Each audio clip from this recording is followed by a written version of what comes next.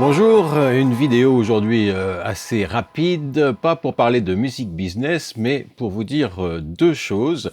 La première de ces deux choses, c'est tout d'abord merci, puisque comme vous pouvez le constater, je viens de franchir le cap des 100 abonnés, on n'est même pas loin de 120 maintenant, et donc je tiens à vous en remercier parce que c'est très important pour moi, d'abord et essentiellement parce que ça m'encourage beaucoup à continuer, donc soyez prêts pour de prochaines vidéos sur tout ce qui touche au business de la musique.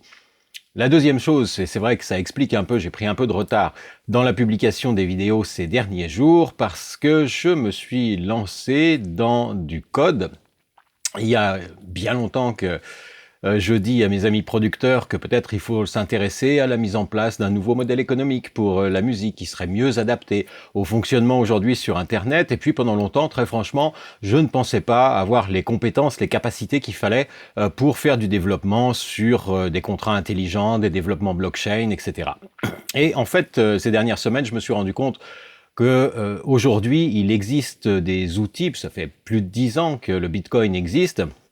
Et aujourd'hui, il existe des outils très intéressants et plus faciles d'accès pour faire ce type de développement. Et j'ai donc choisi, c'est bien joli de parler, mais à un moment donné, il faut s'y mettre. Et depuis quelques semaines, j'ai le nez dans le code, à peu près jour et nuit, pour commencer le développement d'une application décentralisée dont le but sera de permettre l'enregistrement des œuvres sous licence Creative Commons, mais de stocker les informations relatives à ces œuvres sur une blockchain et de stocker les œuvres elles-mêmes, alors que ce soit des photos, des vidéos, des sons, des textes, de pouvoir stocker ça aussi de manière pérenne et décentralisée. Alors, pour ceux d'entre vous à qui ça peut parler, ça implique l'apprentissage pour moi d'utiliser des outils comme React et Redux pour ce qui est de l'apparence et de l'interface utilisateur. Et puis derrière, tout ce qui concerne le développement de contrats pour l'instant sur la blockchain Ethereum avec des outils comme Truffle, Drizzle, Ganache, OpenZeppelin et également tout ce qui concerne le stockage des fichiers eux-mêmes de façon décentralisée avec une application assez récente et un mécanisme assez récent qui s'appelle Textile.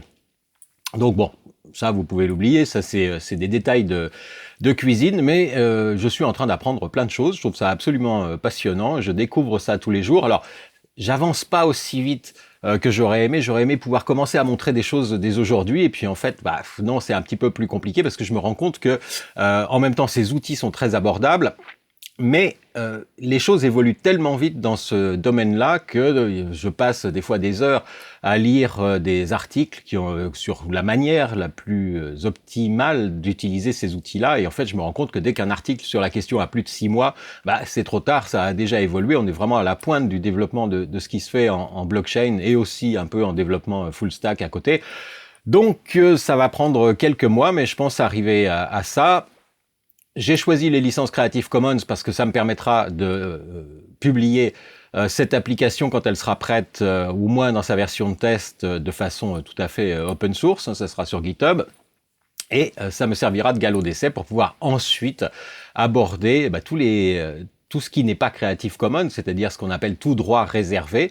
Et là, il y a les contrats, ceux dont on parle ici sur cette chaîne, et on va essayer de mettre ces contrats sous forme de contrats intelligents.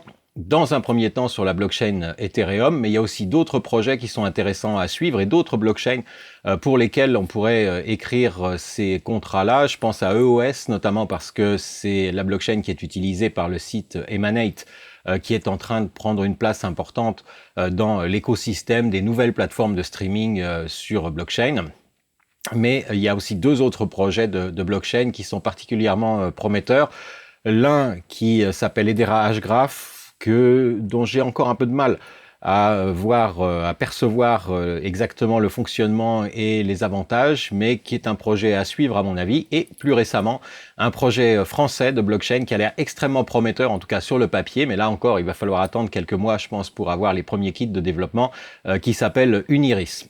Donc voilà, toutes ces considérations-là, je tenais à les partager avec vous, et puis surtout, c'était aussi un prétexte là encore pour vous remercier de vos abonnements. Je vous invite à continuer à le faire, à encourager les personnes autour de vous qui pourraient être intéressées par ces vidéos à me suivre. Et puis, comme toujours, je vous dis merci pour tout.